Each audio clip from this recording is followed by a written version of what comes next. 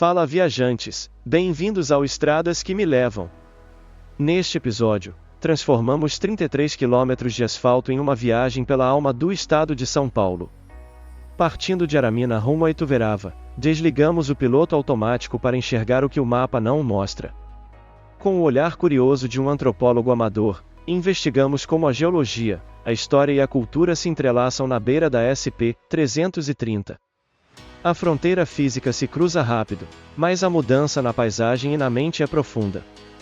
Descubra os segredos que a rodovia esconde e mude sua forma de ver o caminho. Dê o play, curta e inscreva-se para decifrar o Brasil com a gente. São 11 horas e 6 minutos da manhã de uma quinta-feira, dia 16 de janeiro de 2025.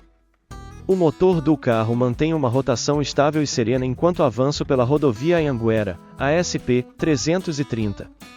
Estou nas imediações de Aramina, logo após a travessia da divisa entre Minas Gerais e São Paulo. O céu ainda carrega a herança da manhã nublada que me acompanhou desde o Triângulo Mineiro. Um teto de nuvens cinzentas e baixas cobre a paisagem, filtrando a luz do sol e criando uma luminosidade difusa e suave sobre o asfalto. A temperatura é amena, protegida momentaneamente do calor intenso que costuma castigar esta região no verão. O ar que entra pela ventilação traz o cheiro úmido da terra e da vegetação, resquício das chuvas recentes. A rodovia Anhanguera neste trecho inicial do estado de São Paulo apresenta-se como um tapete de engenharia rodoviária. A pista dupla é larga, com um asfalto impecável que reduz o ruído dos pneus a um sussurro constante. O tráfego flui com tranquilidade, composto por uma mistura equilibrada de veículos de passeio e caminhões de carga. Observo as placas de sinalização que indicam as distâncias para as próximas cidades, confirmando que estou no caminho certo rumo ao sul. A sensação de dirigir aqui é de segurança e conforto, permitindo que a atenção se volte para os detalhes da paisagem que se desenrola ao redor.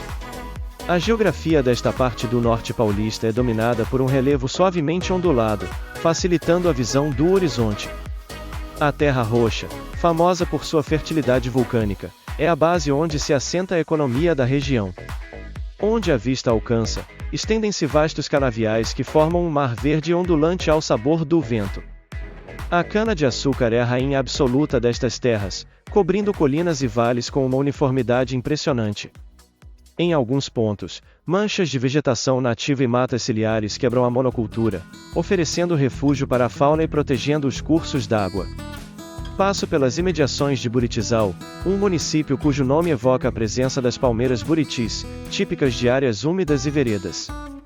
Embora a paisagem agrícola predomine, é possível imaginar o cenário original que deu nome à cidade. Da estrada, vejo os acessos que levam ao centro urbano, pequeno e tranquilo, aninhado entre as plantações. A vida nestas cidades gira em torno do ciclo da lavoura, e a rodovia é o canal por onde flui a produção e o abastecimento. O movimento de tratores e caminhões canavieiros nas vias laterais é um lembrete constante da vocação agrária deste território. À medida que os quilômetros passam, começo a notar uma mudança sutil na atmosfera acima de mim. O manto de nuvens, que parecia sólido e impenetrável, começa a apresentar fissuras e áreas mais claras. É o sol de verão que, com sua força implacável, começa a vencer a barreira da nebulosidade. Pequenos fachos de luz dourada conseguem atravessar as brechas, iluminando trechos isolados dos canaviais como se fossem holofotes celestiais. O efeito visual é belíssimo, criando um jogo de luz e sombra que dá profundidade e textura à paisagem plana. A temperatura dentro do carro começa a subir ligeiramente, respondendo ao aquecimento do asfalto e da lataria sob os raios solares intermitentes. O asfalto, que estava úmido e escuro, começa a secar rapidamente, adquirindo um tom de cinza mais claro. O reflexo da luz na pista exige que eu baixe o parasol e coloque os óculos escuros. A dinâmica da viagem muda, o clima de introspecção da manhã nublada dá lugar à energia vibrante de um dia de sol que se anuncia. O verde da cana fica mais vivo, quase elétrico, sob a luz direta.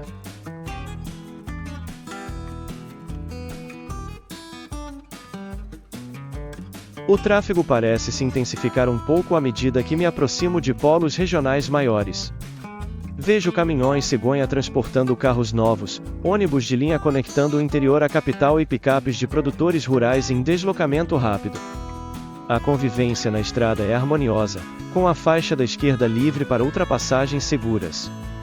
A Anhanguera é uma estrada que permite manter uma velocidade de cruzeiro constante, fazendo com que a viagem renda e o tempo passe depressa. A flora de beira de estrada também se revela com mais cores sob a luz do sol. Ipês e sibipironas plantados nos canteiros centrais ou nas margens oferecem sombra e beleza. Vejo grupos de garças brancas pastando junto ao gado em áreas de piquete, aproveitando a movimentação dos animais para capturar insetos. Gaviões planam nas correntes térmicas que começam a se formar com o aquecimento do solo, vigiando seus territórios de caça. A natureza, mesmo em meio à agricultura intensiva, encontra seus espaços e ritmos. Aproximo-me cada vez mais de Ituverava, e a transformação do clima se completa. O céu, antes cinzento, agora é predominantemente azul, com apenas algumas nuvens brancas inofensivas decorando o firmamento. O sol brilha forte e soberano, trazendo consigo o calor característico do interior paulista. O ar-condicionado trabalha para manter o conforto térmico na cabine. A luz intensa realça a cor vermelha da terra nos barrancos e cortes da estrada, criando um contraste vibrante com o azul do céu e o verde das plantas. Ituverava surge no horizonte, anunciada por uma silhueta urbana que se destaca na planície. A cidade, conhecida como a Cidade dos Três Poderes devido à força de seus representantes políticos no passado, apresenta-se moderna e ativa. Vejo edifícios verticais no centro e bairros residenciais que se espalham pelas bordas. A rodovia passa ao largo, mas oferece uma visão panorâmica da cidade. Grandes concessionárias de máquinas agrícolas, galpões de comércio e serviços se alinham na via marginal, mostrando a força econômica do município.